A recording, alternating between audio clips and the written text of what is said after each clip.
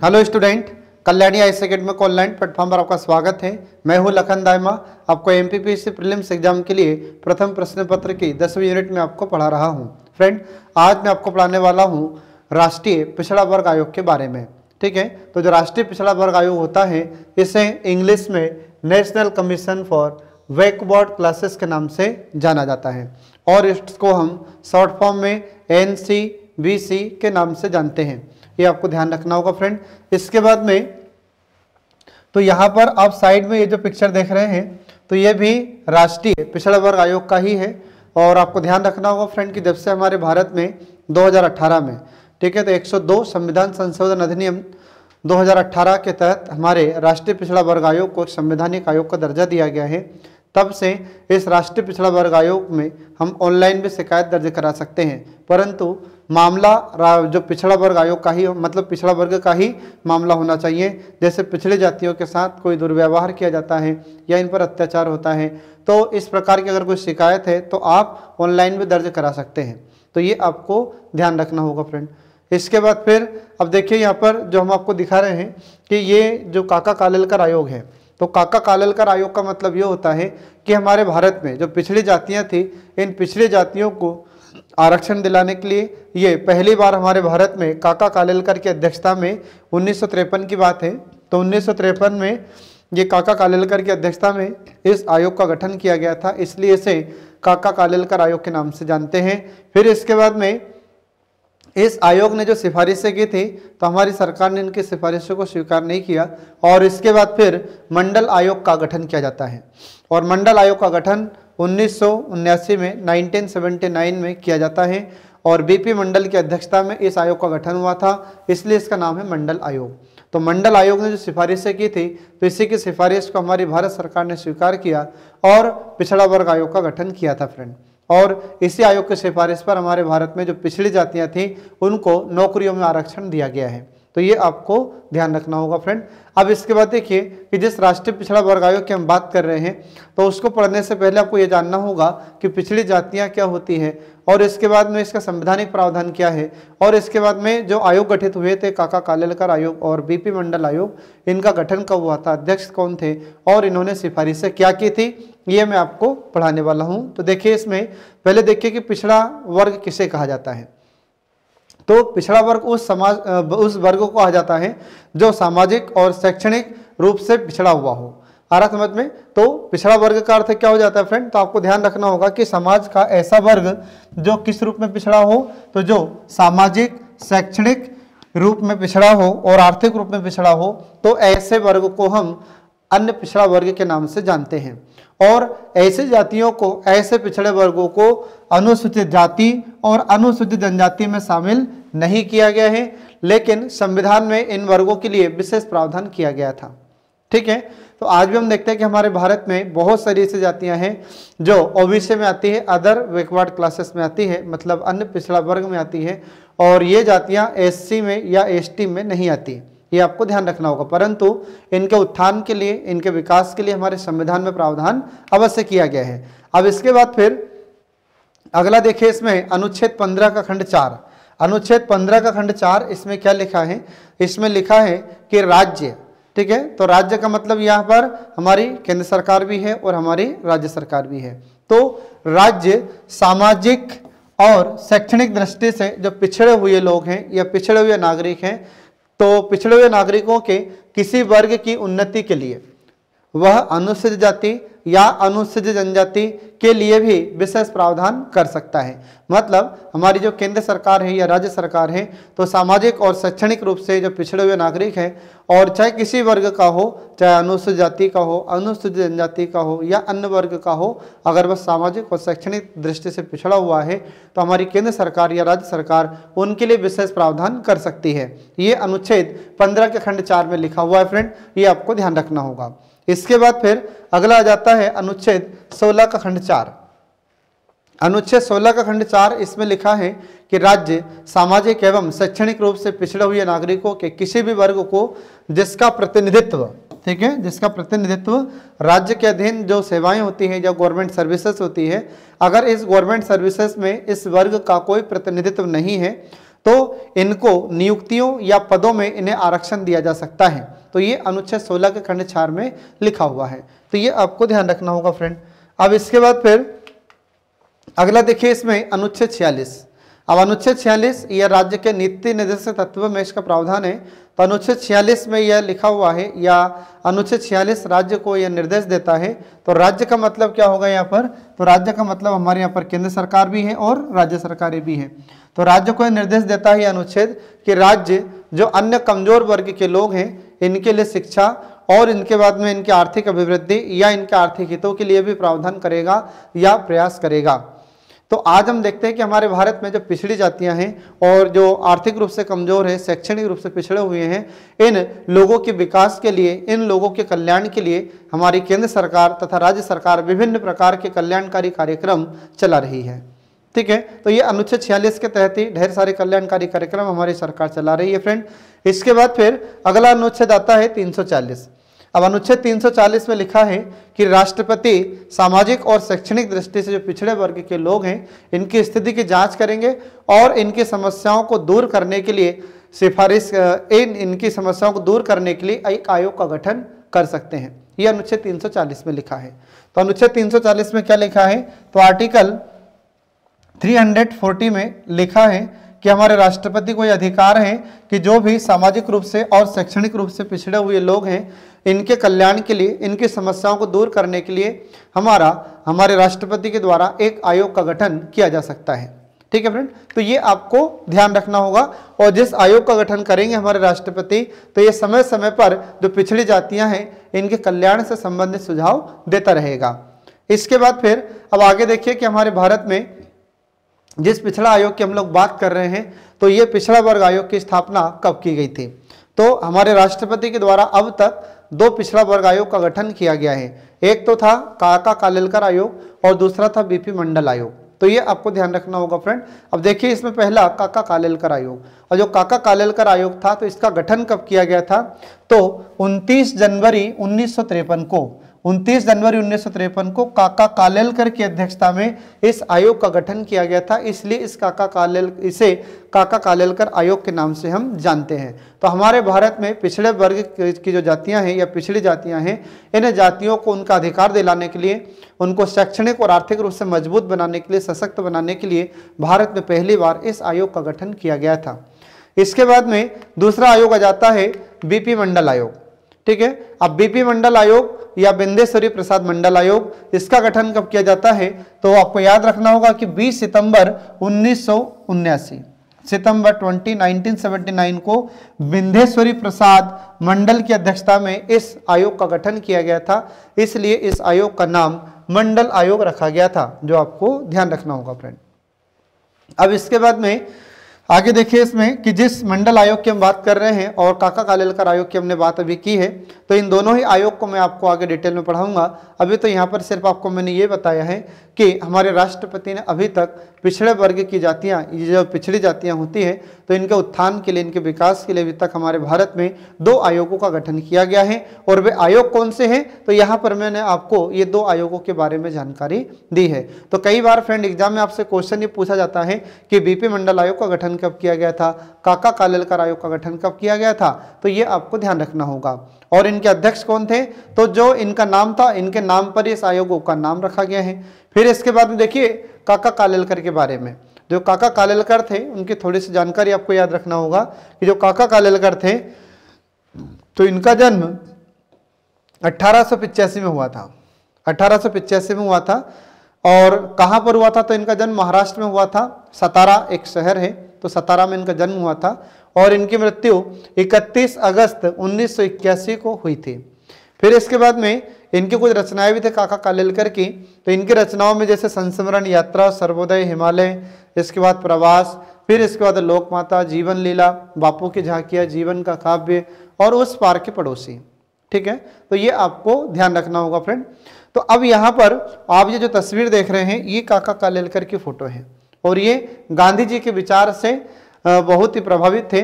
ठीक है, तो गांधीवादी विचारधारा के व्यक्ति थे ये काका कालेलकर, जो आपको ध्यान रखना होगा फ्रेंड।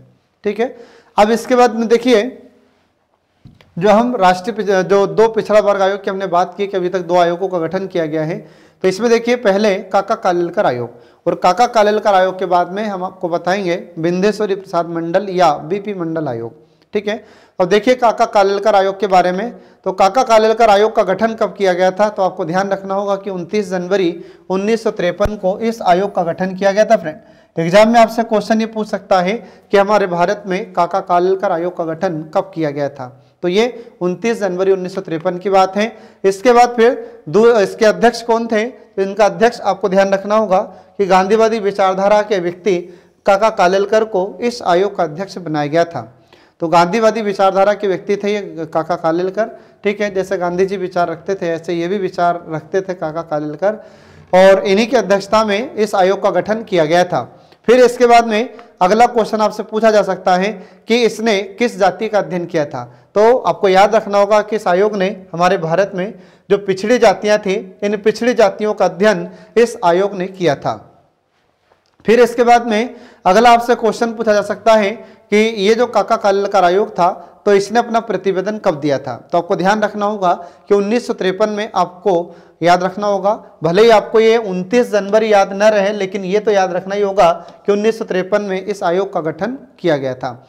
फिर इसके बाद में इस आयोग ने अपनी रिपोर्ट कब दी थी, तो 1955 में 1955 में इस आयोग ने रिपोर्ट दी थी, और यह रिपोर्ट इसने किसको दी थी, तो हमारे राष्ट्रपति को यह आयोग इसने दी थी। फ्रेंड, ये आपको ध्यान रखना होगा। इसके बाद फिर अगला आ जाता है कि इस आयोग ने सिफारिशें कौन कौन सी की थी। आपको याद रखना होगा कि इस आयोग ने हमारे भारत में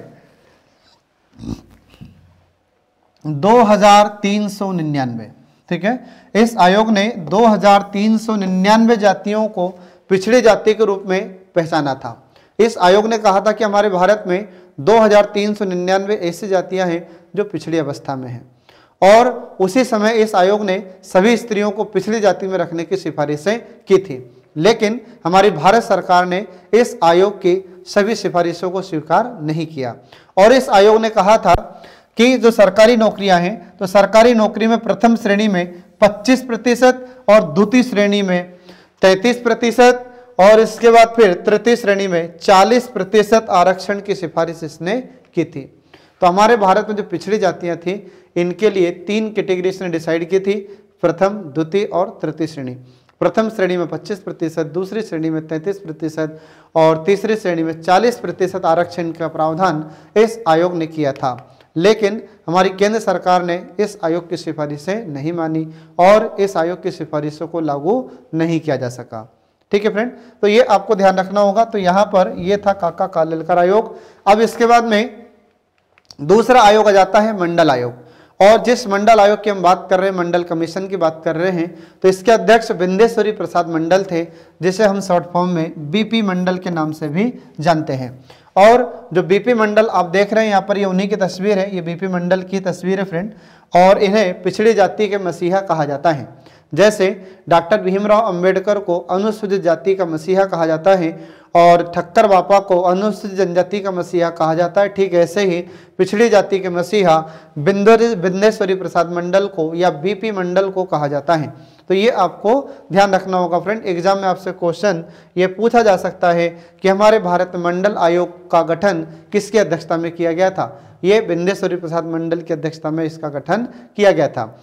इस मंडल आयोग का गठन कब किया गया था, तो आपको याद रखना होगा कि 20 सितंबर 1979 सितंबर 20 1979 को इस आयोग का गठन किया गया था। यह आपको ध्यान रखना होगा फ्रेंड। इसके बाद फिर देखिए आगे कि इस आयोग के अध्यक्ष कौन थे, तो इस आयोग के अध्यक्ष बीपी मंडल थे। यहाँ पर बीपी का फुल फॉर्म होता है बिंदेश्वरी प्रसाद मंडल, और ये बिहार के पूर्व मुख्यमंत्री थे, और उस समय हमारे भारत में केंद्र में मोरारजी देसाई प्रधानमंत्री थे, और इन्होंने 6 सदस्यीय इस आयोग का गठन किया था। तो आपको ध्यान रखना होगा कि जब ये बिंदेश्वरी प्रसाद मंडल की अध्यक्षता में इस मंडल आयोग का गठन किया गया था तो इसमें कितने सदस्य थे, तो इसमें 6 सदस्य थे, और यह पिछड़ी जातियों पर आधारित गठित दूसरा आयोग था। इस आयोग ने भी हमारे भारत में जो पिछड़ी जातियां थी उनके बारे में सिफारिशें की थी हमारी केंद्र सरकार को। ठीक है फ्रेंड, तो ये आपको ध्यान रखना होगा। अब इसके बाद आगे देखिए कि इस आयोग ने अपना प्रतिवेदन कब दिया था, तो आपको याद रखना होगा कि इस आयोग ने 31 दिसंबर 1980 को इस आयोग ने अपनी रिपोर्ट दी थी। और यह इसने अपनी रिपोर्ट किसको दी थी? तो हमारे भारत के राष्ट्रपति को इन्होंने रिपोर्ट दी। और इसके बाद में हमारे भारत में, ठीक है, तो इस आयोग ने कहा कि हमारे भारत में जो भारतीय समाज की आधारशिला माना, किसको आधारशिला माना? तो जो जातियां इसने बताई थी हमारे भारत में जितनी भी जातियां हैं, तो भारतीय समाज की आधारशिला इसने बताया। बहुत सारी ऐसी जातियां जो पिछड़ी अवस्था में थी, तो इन जातियों को भारतीय समाज की आधारशिला इसने बताया था। और 3743 जातियों को पिछड़ी जाति इसने बताया था। आपको याद रखना होगा कि अगर एग्जाम में क्वेश्चन पूछा जाए कि मंडल आयोग ने हमारे भारत में कितनी जातियों को पिछड़ी जाति के श्रेणी में रखा था, तो 3743 जातियों को इस आयोग ने पिछड़ी जाति के अंतर्गत शामिल किया था। ये आपको ध्यान रखना होगा फ्रेंड। अब इसके बाद में अगला जाता है कि इस आयोग ने इन पिछड़ी जातियों के लिए सिफारिशें क्या की थी।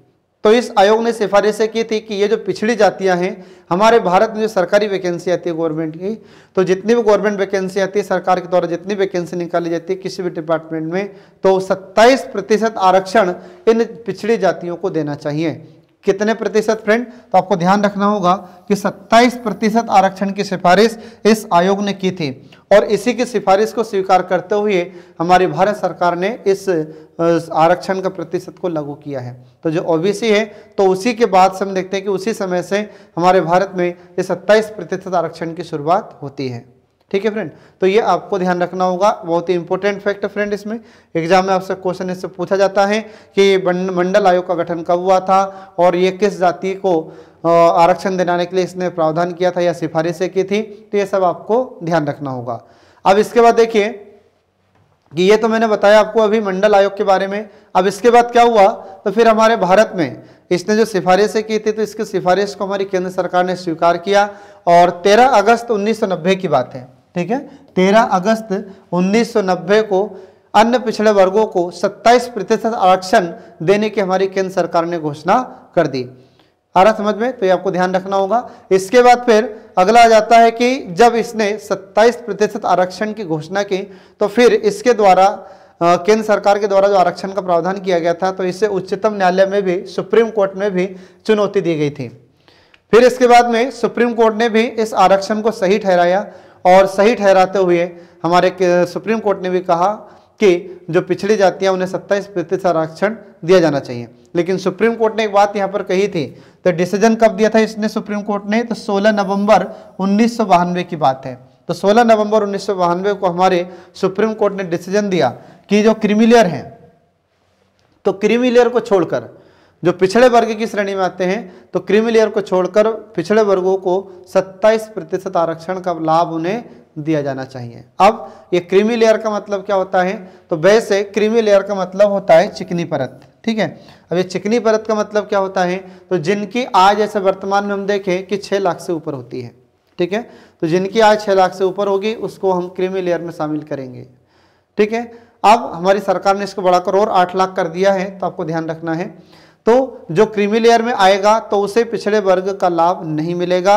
ये इस समय हमारे सुप्रीम कोर्ट ने भी फैसला सुनाया था। तो ये है 16 नवंबर 1992 की। और जो लोग नॉन क्रीमी-लेयर में आते हैं, मतलब जो क्रीमी-लेयर में नहीं आते हैं, उन लोगों को, उन पिछड़ी जातियों के लोगों को इस आरक्षण का लाभ दिया जाना चाहिए। और हमारे सुप्रीम कोर्ट ने भी इसे वैध करार दिया था उस समय। आ रहा समझ में? तो ये आपको ध्यान रखना होगा फ्रेंड। और इसके बाद में इसी निर्णय में केंद्र एवं राज्य सरकारों को एक एक स्थायी पिछड़ा वर्ग आयोग गठित करने के निर्देश भी दिए गए थे। तो सुप्रीम कोर्ट ने कहा कि जो मंडल आयोग ने 27% आरक्षण की बात की है, यह आरक्षण का लाभ जो क्रीमी-लेयर में नहीं आते हैं उन्हें इसका लाभ मिलेगा। और केंद्र सरकार अपने केंद्र के स्तर पर एक राष्ट्रीय पिछड़ा वर्ग आयोग की स्थापना करें। और इसके बाद राज्यों के स्तर पर जो राज्य सरकारें हैं, ये अपने राज्यों के स्तर पर एक अपने यहाँ पर राज्य आयोग का गठन करें, उसकी स्थापना करें। ये हमारे सुप्रीम कोर्ट ने निर्देश दिया। और सुप्रीम कोर्ट के निर्देश को मानते हुए हमारे भारत में, मतलब हमारे केंद्र के स्तर पर और हमारे राज्यों के स्तर पर ये पिछड़ा वर्ग आयोग का गठन किया गया था। तो अब देखिए इसमें हमारे भारत में राष्ट्रीय पिछड़ा वर्ग आयोग का गठन, ठीक है फ्रेंड। अब इसमें देखिए राष्ट्रीय पिछड़ा वर्ग आयोग का गठन कब किया जाता है, तो आपको ध्यान रखना होगा कि 14 अगस्त 1993 को राष्ट्रीय पिछड़े वर्ग आयोग का गठन किया गया था फ्रेंड, ये आपको ध्यान रखना है। अब इसके बाद फिर अगला आ जाता है कि उच्चतम न्यायालय के निर्देशों का पालन करते हुए भारत सरकार ने राष्ट्रीय पिछड़ा वर्ग आयोग का गठन पहले किसने अधिनियम पारित किया था, उसके बाद इस आयोग का गठन किया था फ्रेंड। तो हमारी केंद्र सरकार ने, भारत सरकार ने संसद में एक अधिनियम पारित करवाया और उस अधिनियम का नाम क्या था, तो राष्ट्रीय पिछड़ा वर्ग आयोग अधिनियम 1993। क्या नाम था इसका, राष्ट्रीय पिछड़ा वर्ग आयोग अधिनियम 1993। और इस अधिनियम के माध्यम से हमारी केंद्र सरकार ने हमारे भारत में एक 14 अगस्त 1993 को राष्ट्रीय पिछड़ा वर्ग आयोग का गठन किया था। तो ये आपको ध्यान रखना होगा। तो अगर एग्जाम में भी आपसे क्वेश्चन पूछा जाए कि बताइए हमारे भारत में पहली बार जब राष्ट्रीय पिछड़ा वर्ग आयोग की स्थापना की गई थी तो ये किस अधिनियम के तहत इसकी स्थापना की गई थी, तो आपको याद रखना होगा कि राष्ट्रीय पिछड़ा वर्ग आयोग अधिनियम 1993। इस अधिनियम के तहत 14 अगस्त 1993 को इस आयोग की स्थापना की गई थी, इसका गठन किया गया था। ठीक है, तो ये आपको ध्यान रखना फ्रेंड। और किसके निर्देशों का पालन किया था उस समय हमारी केंद्र सरकार ने, तो उच्चतम न्यायालय या माननीय सुप्रीम कोर्ट के निर्देशों के अनुसार इस आयोग का गठन हमारे भारत में किया गया था। इसके बाद फिर अगला देखिए इसमें कि जब 1993 में 14 अगस्त 1993 में इस राष्ट्रीय पिछड़ा वर्ग आयोग का गठन किया गया था, तो इस समय इसके पहले अध्यक्ष कौन बनाए गए थे, तो आपको याद रखना होगा कि इस समय हमारे भारत में RN प्रसाद ये राष्ट्रीय पिछड़ा वर्ग आयोग के प्रथम अध्यक्ष थे। तो ये प्रथम अध्यक्ष कब बनाए गए थे, तो 1993 में 1993 में इस आयोग के प्रथम अध्यक्ष RN प्रसाद को बनाया गया था। ये आपको ध्यान रखना होगा फ्रेंड। ठीक है, अब इसके बाद देखिए अगला, अब वो एक बार तो इस आयोग का गठन 1993 में हो गया, इसके बाद फिर इस आयोग का एक बार पुनः गठन किया गया। तो पुनः गठन कब किया जाता है, तो आपको ध्यान रखना होगा कि एक संशोधन पारित किया जाता है, एक अधिनियम पारित किया गया हमारी संसद के द्वारा। तो इस अधिनियम का नंबर क्या था, इस अधिनियम का नाम था 102वां संवैधानिक संशोधन अधिनियम 2018। आ रहा समझ में, 102वां संवैधानिक संशोधन अधिनियम 2018 के द्वारा इस आयोग का पुनर्गठन किया गया, एक बार फिर से इसका गठन किया गया। ठीक है, और पुनर्गठन करके इसको फिर से स्थापित किया जाता है और इसके बाद फिर इसे संवैधानिक दर्जा दिया गया। किसको संवैधानिक दर्जा दिया गया, हमारे राष्ट्रीय पिछड़ा वर्ग आयोग को। तो इसको संवैधानिक दर्जा कब दिया जाता है, तो आपको ध्यान रखना होगा कि 11 अक्टूबर 2018 को इस आयोग को संवैधानिक दर्जा दिया जाता है। आ रहा समझ में। इसके बाद फिर अगला आ जाता है कि इसका मुख्यालय कहां पर बनाया गया, तो इसका मुख्यालय नई दिल्ली में है फ्रेंड, ये आपको याद रखना होगा। और इसके बाद फिर अगला आ जाता है कि इसका संरचना किस प्रकार से होगी। जिस नए हम आयोग की बात कर रहे हैं, तो जो नया राष्ट्रीय पिछड़ा वर्ग आयोग है इसमें एक अध्यक्ष होगा, इसके बाद एक उपाध्यक्ष होगा, 3 सदस्य होंगे और एक इसमें सदस्य सचिव होगा। ये इसकी संरचना होगी फ्रेंड। ठीक है, इसके बाद फिर अगला जाता है कि इसकी नियुक्ति किस प्रकार से होगी, मतलब इसमें जो अध्यक्ष हैं, सदस्य हैं, इनकी नियुक्ति कौन करेंगे, तो आपको याद रखना होगा कि इनकी नियुक्ति हमारे भारत के राष्ट्रपति के द्वारा की जाएगी। तो एग्जाम में भी अगर आपसे क्वेश्चन पूछा जाए कि जो नवगठित राष्ट्रीय पिछड़ा वर्ग आयोग है इसके अध्यक्ष सदस्यों की नियुक्ति किसके द्वारा की जाती है, तो आपको याद रखना होगा कि इसकी नियुक्ति हमारे भारत के राष्ट्रपति के द्वारा की जाती है फ्रेंड। इसके बाद फिर अगला आ जाता है कि इसमें जो अध्यक्ष और सदस्य होते हैं इनका कार्यकाल कितना होता है। तो इसमें अध्यक्ष और सदस्यों की पदावधि आपको याद रखना होगा या इनका कार्यकाल याद रखना होगा कि 3 वर्ष इनका कार्यकाल होता है। अब ये जो अध्यक्ष या सदस्य हैं तो ये 3 वर्ष इनका कार्यकाल होगा और एक बार इनका कार्यकाल पूरा होने के बाद ये दोबारा फिर से या दूसरी बार फिर से अध्यक्ष या उपाध्यक्ष या सदस्य नियुक्त किए जा सकते हैं, परंतु ये 2 बार से ज्यादा अध्यक्ष या सदस्य नियुक्त नहीं किए जा सकते। ये आपको ध्यान रखना होगा फ्रेंड। इसके बाद फिर अगला जाता है कि मान लीजिए कि जो अध्यक्ष हैं, उपाध्यक्ष हैं, सदस्य हैं, इन्हें यदि उनको इस्तीफा देना होगा तो ये इस्तीफा किसे देंगे या ये अपना त्यागपत्र किसे संबोधित करके देते हैं, तो ये राष्ट्रपति को अपना इस्तीफा देते हैं, जो आपको याद रखना होगा फ्रेंड। ठीक है, तो बहुत इंपॉर्टेंट है, एग्जाम में आपसे क्वेश्चन पूछा जा सकता है कि बताइए इस आयोग के अध्यक्ष या सदस्य अपना इस्तीफा किसे देते हैं, तो ये राष्ट्रपति को देते हैं। अब इसके बाद में बात आती है कि यह आयोग अब संवैधानिक है कि वैधानिक है। तो आपको ध्यान रखना होगा कि यह आयोग संवैधानिक है, क्योंकि हमारे भारतीय संविधान में इसका प्रावधान किया गया है।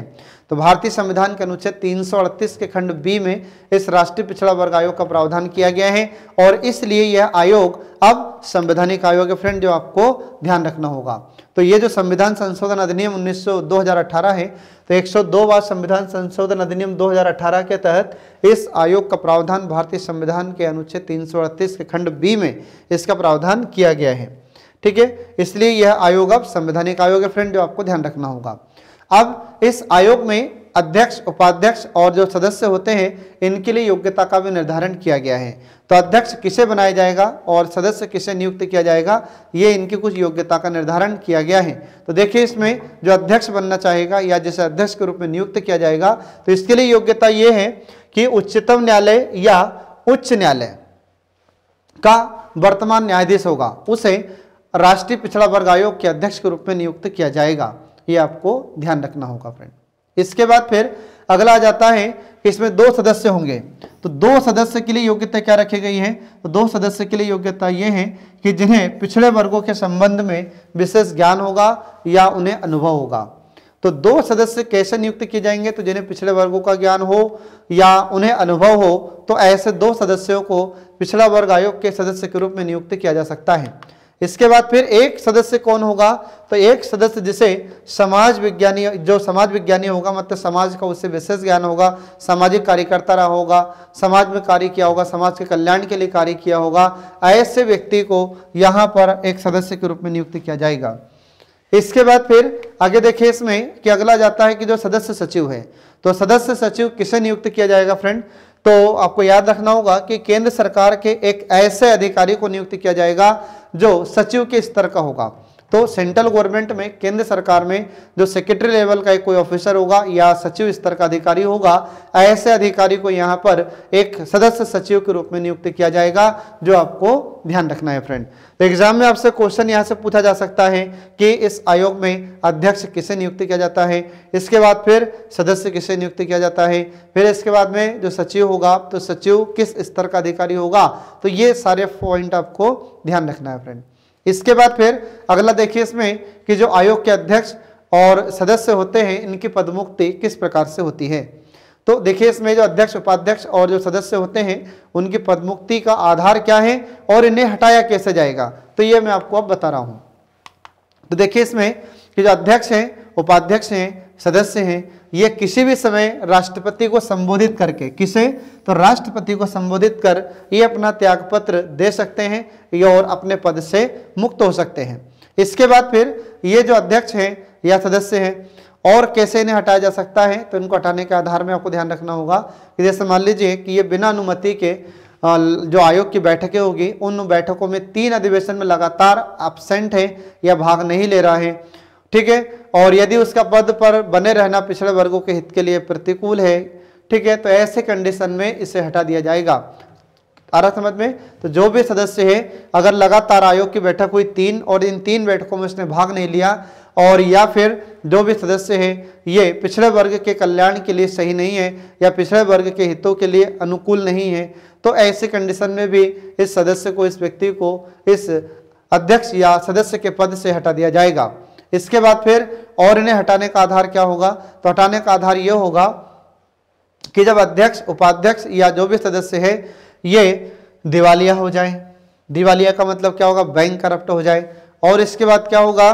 तो सिद्ध कदाचार, तो कोई गलत व्यवहार, गलत आचरण इस पर सिद्ध हो जाए। अब गलत आचरण या सिद्ध कदाचार का मतलब क्या होगा? सिद्ध मतलब सिद्ध होना और कदाचार मतलब बुरे व्यवहार। अब कौन से बुरे व्यवहार? जैसे ये भ्रष्टाचार के आरोप में इनका नाम आ जाए और ये सिद्ध हो जाए, या फिर किसी और तस्करी के मामले में इनका नाम आ जाए, या इसके अलावा किसी चोरी में इनका नाम आ जाए, या और अन्य जितने भी अपराध होते हैं उनमें इनका नाम आ जाए और ये अपराध इन पर सिद्ध हो जाए। फिर इसके बाद में असमर्थता। अब यहाँ पर असमर्थता का मतलब क्या हो जाता है? तो जब ये कार्य करने में असमर्थ होते हैं, जब ये कार्य करने में असमर्थ होंगे तो ऐसी कंडीशन में भी इन्हें इनके पद से हटा दिया जाता है। अब असमर्थता किस प्रकार की? तो चाहे ये अब यहाँ पर शारीरिक रूप से असमर्थ हो, किसके? शारीरिक रूप से असमर्थ हो, या फिर ये मानसिक रूप से असमर्थ हो। आ रहा समझ में?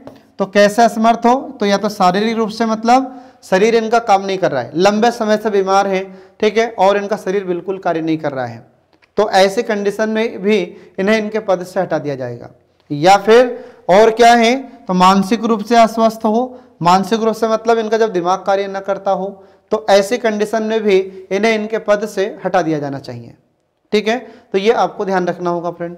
इसके बाद फिर और अगली समस्या और अगला आधार क्या इन्हें हटाने का, तो अगला आधार ये है कि या तो इन्हें कारावास हो गया हो, तो ऐसी कंडीशन में, ऐसी स्थिति में इन्हें इनके पद से हटा दिया जाएगा। और हटाने का अधिकार किसे दिया गया है, तो हटाने का अधिकार हमारे राष्ट्रपति को दिया गया है। और राष्ट्रपति इन्हें कैसे हटाएंगे फ्रेंड, तो इसके लिए प्रक्रिया का प्रावधान है। तो वह प्रक्रिया ये होगी कि अब हमारे जो राष्ट्रपति हैं, तो राष्ट्रपति डायरेक्ट तो नहीं हटाएंगे, ठीक है। तो जब इन पर ये आरोप लगेंगे कि ये दिवालिया हो गए हैं, इन पर कदाचार सिद्ध हो चुका है, मतलब बुरे व्यवहार सिद्ध हो गए हैं, इसके बाद वो कार्य करने में असमर्थ हैं, कारावास की सजा हो गई है इन्हें, तो ऐसी कंडीशन में हमारे राष्ट्रपति सुप्रीम कोर्ट से कहेंगे कि आप इनकी जांच करके हमें बताइए। तो सुप्रीम कोर्ट इन पर जो आरोप लगाए गए हैं इनकी जांच करेगा, और जांच करने के बाद यदि हमारा सुप्रीम कोर्ट इन पर लगे हुए आरोप को सही ठहराता है, तब हमारे राष्ट्रपति इन्हें हटा देंगे। ये इन्हें हटाने की प्रोसीजर है फ्रेंड, और ये आपको ध्यान रखना होगा, ठीक है। अब इसके बाद में अगला देखिए, इसमें इसका संवैधानिक प्रावधान। तो जिस राष्ट्रीय पिछड़ा वर्ग आयोग की हम बात कर रहे हैं, इसका संविधान में कहां पर प्रावधान है, तो देखिए इसमें कि जो आयोग होता है तो यह किस एक मंत्रालय के अधीन कार्य करता है। तो आपको ध्यान रखना होगा कि हमारे भारत में, हमारी भारत सरकार का एक मंत्रालय जिसका नाम है सामाजिक न्याय एवं अधिकारिता मंत्रालय, इसके अधीन हमारा यह आयोग कार्य करेगा। और इसी के अधीन हम देखते हैं कि संविधान के अनुच्छेद, जो अनुच्छेद 338 का खंड बी के तहत इस आयोग का प्रावधान किया गया है।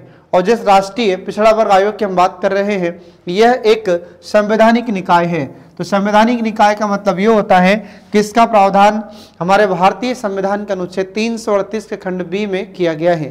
तो ये आपको ध्यान रखना होगा फ्रेंड, ठीक है। अब इसके बाद में अगला आ जाता है कि इस आयोग को स्थापित करने के लिए एक संशोधन था, और इसके लिए कौन सा अधिनियम पारित किया गया है। तो आपको ध्यान रखना होगा कि हमारी संसद में एक संशोधन पारित किया जाता है। तो लोकसभा में एक संविधान संशोधन विधेयक जिसका नंबर था 123वां संविधान संशोधन विधेयक, ये लोकसभा में पारित किया गया। और इसके बाद फिर लोकसभा और राज्यसभा दोनों ही सदन ने इस संशोधन विधेयक को पारित किया, और इसके बाद फिर हमारे राष्ट्रपति के पास यह विधेयक जाता है, और राष्ट्रपति ने हस्ताक्षर किया। और जैसे राष्ट्रपति ने हस्ताक्षर किया, और इसका नाम हो जाता है 102वां संविधान संशोधन अधिनियम 2018, ठीक है। और इसके बाद इसका प्रावधान भारतीय संविधान के अनुच्छेद 338 में संशोधन करके एक खंड जोड़ा गया, जिसका नाम हुआ अनुच्छेद 338 का खंड बी। एक नया खंड इसमें जोड़ा जाता है, ठीक है। तो ये आपको ध्यान रखना पड़ेगा। तो जो वर्तमान राष्ट्रीय पिछड़ा वर्ग आयोग है, इसका प्रावधान संविधान में कहां पर है, तो अनुच्छेद 338 के खंड बी में ये एक नया खंड जोड़ा गया फ्रेंड, ध्यान रखना। तो अनुच्छेद 338 में एक नया खंड जोड़ा गया है, अनुच्छेद 338 का खंड बी। अब आप ये सोच रहे होंगे कि यहां पर मैंने बताया आपको कि ये 123वां संशोधन विधेयक है, और यहां पर 102वां संविधान संशोधन अधिनियम में 2018 लिखा है। इसका मतलब ये है फ्रेंड कि यहां पर ये जो विधेयक है, ठीक है, तो ये इसका विधेयक नंबर कितना था, विधेयक नंबर था 123, और इसके बाद में इसका अधिनियम नंबर कितना है, अधिनियम नंबर 102 है। दोनों में अंतर क्या होता है कि जब तक हमारे राष्ट्रपति किसी भी विधेयक पर हस्ताक्षर नहीं करते हैं, ठीक है, तो जो भी प्रस्ताव लेकर हमारी सरकार संसद में लाती है, अब संसद में दोनों सदन ने पारित कर दिया उस प्रस्ताव को और उस विधेयक को, और उसके बाद राष्ट्रपति के पास गया। तो जब तक राष्ट्रपति हस्ताक्षर नहीं करेंगे तब तक वह अधिनियम नहीं बनेगा, और जब राष्ट्रपति हस्ताक्षर कर देते हैं तब वह अधिनियम बनता है। तो हमारे भारत में कुछ ऐसे विधेयक थे जिन पर हमारे राष्ट्रपति के हस्ताक्षर नहीं हुए थे, या राष्ट्रपति ने उन्हें पारित नहीं किया था, ठीक है। तो ऐसे 123 विधेयक हो गए, और हमारे राष्ट्रपति ने जिन विधेयकों पर हस्ताक्षर किया, तो ऐसे विधेयकों पर जब हस्ताक्षर किया राष्ट्रपति ने, तो ऐसे 102 विधेयक कहलाए, और जैसे राष्ट्रपति ने हस्ताक्षर किए तो ये क्या बन गया, अधिनियम बन गया। तो ऐसे अधिनियम नंबर क्या हो जाता है इसका, तो 102वां अधिनियम नंबर था इसका, जो आपको ध्यान रखना होगा। और कब पारित किया था, कब हमारे राष्ट्रपति ने इस पर हस्ताक्षर किया है, तो 2018 में इस पर को पारित किया जाता है। इस कारण से इसका नाम हुआ 102वां संविधान संशोधन अधिनियम 2018। और इस संशोधन अधिनियम के द्वारा 102वां संविधान संशोधन अधिनियम 2018 के तहत अनुच्छेद 338 में संशोधन किया गया और एक खंड जोड़ा गया, अनुच्छेद 338 का खंड बी। ये आपको ध्यान रखना होगा फ्रेंड, ठीक है। अब इसके बाद में अब आगे देखिए कि जिस आयोग की हम बात कर रहे हैं, तो यह नवगठित आयोग की संरचना किस प्रकार की है। इसमें एक अध्यक्ष, एक उपाध्यक्ष और 3 सदस्य तथा एक सचिव इसमें शामिल है, ठीक है फ्रेंड। अब देखिए इसमें कि वर्तमान में इसके अध्यक्ष कौन है, तो यहाँ पर इसके अध्यक्ष वर्तमान में डॉक्टर भगवान लाल साहनी, ये वर्तमान में अध्यक्ष हैं। अब मैं आपको अभी यहाँ पर वर्तमान अध्यक्ष बता रहा हूँ फ्रेंड, तो हो सकता है कि आने वाले समय में इनको हटाकर किसी और को अध्यक्ष बना दिया जाए, तो आपको अपडेट करके इन्हें याद रखना होगा। इसके बाद फिर इसमें देखिए इस आयोग में उपाध्यक्ष कौन है, तो इसके उपाध्यक्ष डॉक्टर लोकेश कुमार प्रजापति। फिर इसके बाद में इसके सदस्य कौन है, तो इसके सदस्यों में डॉक्टर सुधा यादव, कौशलेंद्र सिंह पटेल और आचार्य थल्लोजू, ये इसके सदस्य हैं जो आपको ध्यान रखना होगा फ्रेंड। एक इसमें सचिव होता है जो हमारे सेंट्रल गवर्नमेंट में सेक्रेटरी लेवल का सचिव, इसका भी सचिव होगा, जो आपको ध्यान रखना होगा, ठीक है। और इन सभी की नियुक्ति हमारे भारत के राष्ट्रपति के द्वारा की जाती है, जो मैं आपको पहले बता चुका हूं। अब इसके बाद देखिए इस आयोग के कार्य क्या है।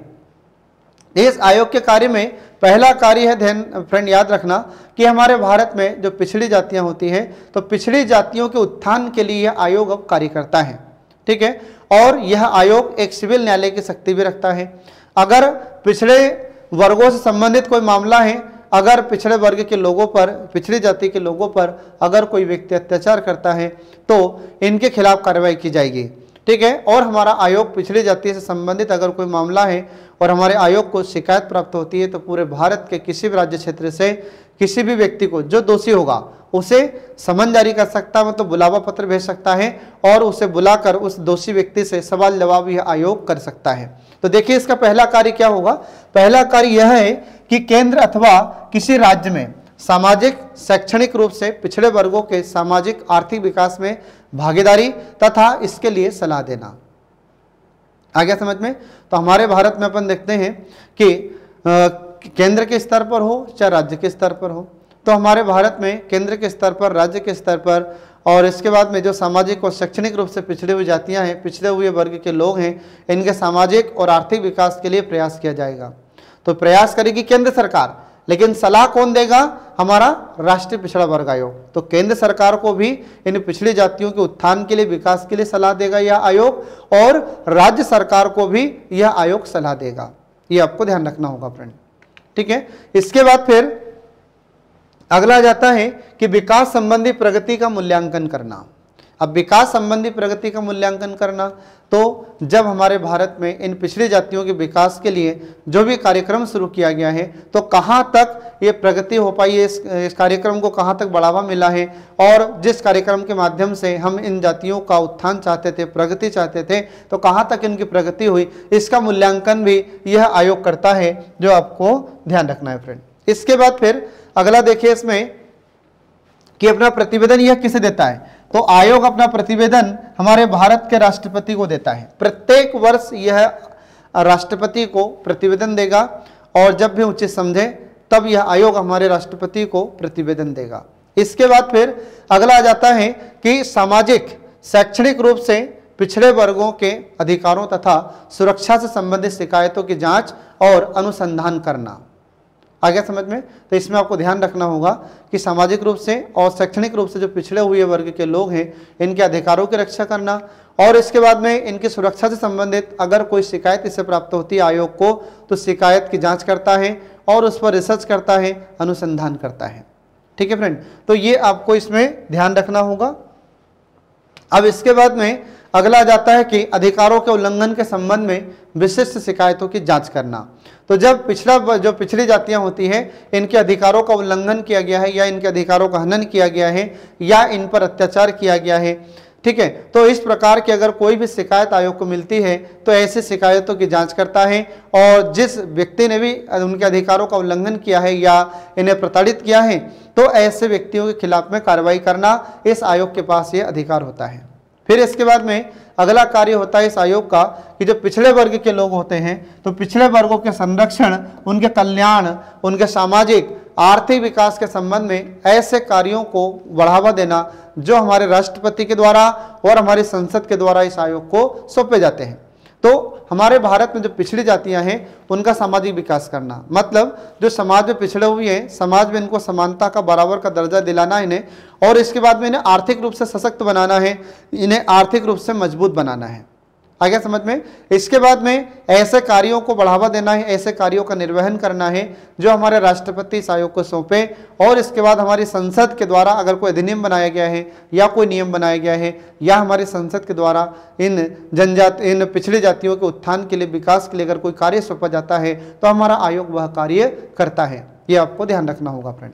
इसके बाद फिर अगला आ जाता है कि सामाजिक शैक्षणिक रूप से पिछड़े वर्गों की सुरक्षा करना, उनका कल्याण तथा सामाजिक आर्थिक विकास के उपायों को प्रभावी रूप से लागू करना, और इसके बाद में केंद्र सरकार को और राज्य सरकार को सिफारिश देना। आ रहा समझ में।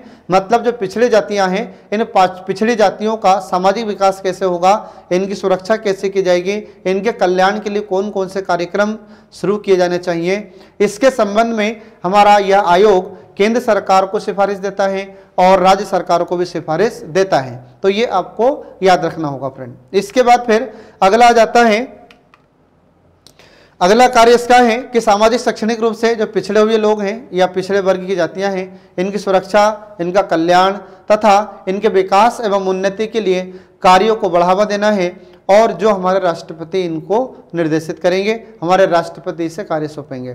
तो पिछड़ी जातियों कल्याण के लिए कौन कौन से कार्य करना है, इनकी सुरक्षा के लिए कौन कौन से कार्य करना है, इनके सामाजिक उन्नति के लिए, इनके आर्थिक उन्नति के लिए कौन कौन से कार्य करना है, और इसके बाद में हमारे राष्ट्रपति अगर इनसे कहते हैं आयोग से तो आयोग के हमारे राष्ट्रपति के द्वारा जो भी इन्हें कार्य सौंपा जाएगा उस कार्य को यह आयोग पूरा करेगा। इसके बाद में हमारे भारत में इन पिछड़ी जातियों पर यदि अत्याचार होता है तो अत्याचार से इनकी रक्षा करना है, इनको सुरक्षा प्रदान करना, यह भी इसकी जिम्मेदारी होगी इस आयोग की। ठीक है फ्रेंड। तो पहले इस आयोग के पास ये शक्तियां नहीं थी। जब 1993 में 1993 में इस आयोग का एस्टेब्लिशमेंट किया गया था तब इस आयोग के पास इतनी शक्तियां नहीं थी। ठीक है। और न ही इस आयोग के पास दीवानी न्यायालय की शक्तियां प्राप्त थी। और जब ये 102वां संविधान संशोधन अधिनियम 2018 पारित होता है तो तब से इस आयोग को ये सारी शक्तियां और ये सारे अधिकार इसको प्राप्त हो गए हैं। इसके बाद में अगला है कि संविधान और अन्य कानूनों के तहत पिछड़े वर्गों को जो सुरक्षा प्राप्त है उसे लागू किया जा रहा है या नहीं किया जा रहा है, इस बात की भी जांच हमारा आयोग करता है और इसकी निगरानी करता है, इसके देखभाल भी करता है। तो ये कार्य होते हैं हमारे राष्ट्रीय पिछड़ा वर्ग आयोग के।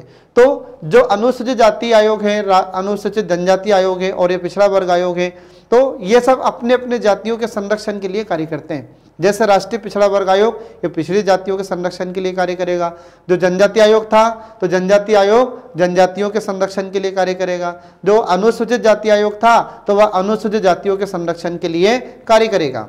इसके बाद फिर देखिए फ्रेंड, इसमें राष्ट्रीय पिछड़ा वर्ग आयोग की शक्तियां, और जो राष्ट्रीय पिछड़ा वर्ग आयोग है इसकी शक्तियां कौन कौन सी है, तो देखिए इसके कुछ शक्तियों में पहली शक्ति यह है कि अनुसंधान अथवा किसी शिकायत की जांच करते समय आयोग को सिविल न्यायालय की शक्तियां प्राप्त होती हैं।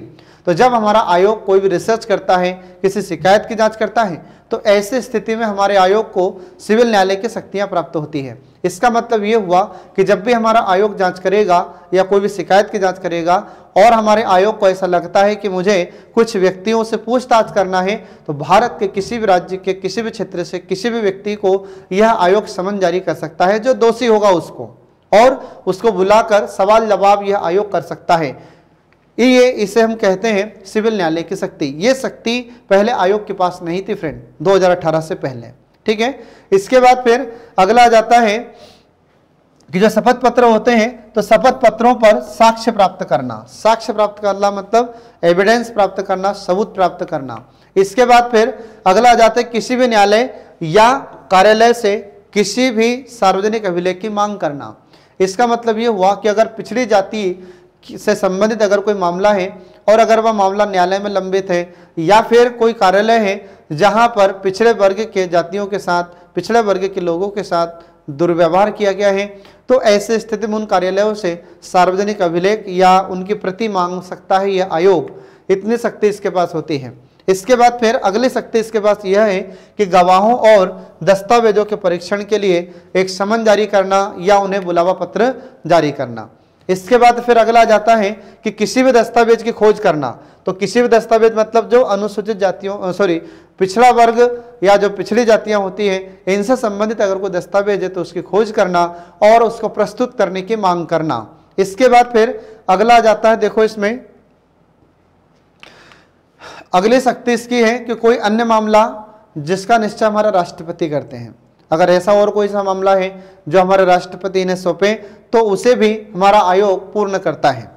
इसके बाद में अगला जाता है कि केंद्र सरकार तथा राज्य सरकारों को सामाजिक और शैक्षणिक रूप से जो पिछड़े वर्ग के लोग हैं और पिछड़े वर्गों को प्रभावित करने वाले जो समस्त नीतिगत मामलों पर आयोग से सलाह लेना जरूरी होता है। इसका मतलब ये हुआ कि हमारा ये जो आयोग होता है, ठीक है, तो यह आयोग हमारी केंद्र सरकार को भी सलाह देगा और हमारी राज्य सरकार को भी सलाह देगा। तो किस मामलों में, तो अगर हमारी केंद्र सरकार पिछड़ी जातियों के लिए कोई नीति बनाना चाहती है तो उन मामलों पर यह आयोग सलाह देगा और हमारी केंद्र सरकार उस नीति को बनाने से पहले इस आयोग से सलाह जरूर लेगी। और अगर हमारी राज्य सरकार पिछड़ी जातियों के कल्याण से संबंधित उनके सामाजिक विकास के लिए, शैक्षणिक विकास के लिए अगर कोई नीति बनाना चाहती है तो हमारी राज्य सरकार भी इस आयोग से सलाह पहले लेगी, उसके बाद ऐसे नीतियां बनाएगी और उन्हें फिर लागू करेगी। ये इसका मतलब होता है फ्रेंड, जो आपको याद रखना होगा। इसके बाद फिर अगला जाता है कि भारत के किसी भी विभाग से किसी भी व्यक्ति को आयोग के समक्ष बुलाने एवं उसकी उपस्थिति सुनिश्चित कराने एवं उसे शपथ कराकर उससे पूछताछ करने का अधिकार इस आयोग के पास होता है। इसलिए हम कहते हैं कि इस आयोग को दीवानी शक्तियां प्राप्त है या दीवानी न्यायालय की शक्ति इससे प्राप्त है। तो यहाँ पर ये जो पॉइंट हमने आपको बताया है, इस पॉइंट का मतलब यही होता है कि जो राष्ट्रीय पिछड़ा वर्ग आयोग होता है इसे दीवानी न्यायालय की शक्तियां प्राप्त हैं। ठीक है फ्रेंड, तो ये आपको ध्यान रखना होगा। इसके बाद फिर अब अगला जाता है कि आयोग अपना प्रतिवेदन किसे देता है। तो आयोग अपना प्रतिवेदन राष्ट्रपति को देता है प्रत्येक वर्ष, ये आपको ध्यान रखना होगा। और इसके बाद में इसके अतिरिक्त आवश्यकता होने पर अपना प्रतिवेदन राष्ट्रपति को यह समर्पित भी कर सकता है। इसके बाद फिर अगला जाता है कि राष्ट्रपति ऐसे प्रतिवेदन को संसद में रखवाते हैं, ये आपको ध्यान रखना होगा। इसके बाद में संसद में जब इस प्रतिवेदन को रखा जाता है, अब हो सकता है कि आयोग के द्वारा जो सिफारिशें की गई है और सभी सिफारिशें हमारी संसद उसे स्वीकार भी कर सकती है और नहीं भी कर सकती है। और जिन सिफारिशों को स्वीकार नहीं किया गया है तो उसका कारण बताना पड़ता है कि इस कारण से आपकी सिफारिश को स्वीकार नहीं किया गया है। ठीक है फ्रेंड, तो ये आपको ध्यान रखना होगा। इसके बाद फिर अगला जाता है कि राष्ट्रपति आयोग के द्वारा प्रेषित किसी राज्य संबंधित प्रतिवेदन को संबंधित राज्य को भेज देते हैं। अब मान लीजिए कि हमारा जो राष्ट्रीय पिछड़ा वर्ग आयोग होता है, तो राष्ट्रीय पिछड़ा वर्ग आयोग ने कोई रिपोर्ट हमारे राष्ट्रपति को दी है और वह रिपोर्ट अगर राज्य से संबंधित है तो हमारे राष्ट्रपति उस रिपोर्ट को तत्संबंधी राज्य में भेज देते हैं। ठीक है, और तत्संबंधी राज्य को जब यह रिपोर्ट भेजी जाती है तो उस रिपोर्ट को हमारी राज्य सरकार मतलब हमारा जो राज्यपाल है ये इसे विधानमंडल में प्रस्तुत करवाएगा। मतलब वहाँ पर जो विधानसभा और विधान परिषद है, तो जिन राज्यों में विधान परिषद की व्यवस्था है तो वहाँ पर इसे सदन में प्रस्तुत किया जाएगा। इसके बाद में अगर वहाँ पर विधानमंडल में प्रस्तुत किया गया है और विधानमंडल के द्वारा कुछ सिफारिशों को स्वीकार नहीं किया गया है, तो क्यों नहीं स्वीकार किया गया है इसका कारण राज्य सरकार को बताना पड़ता है।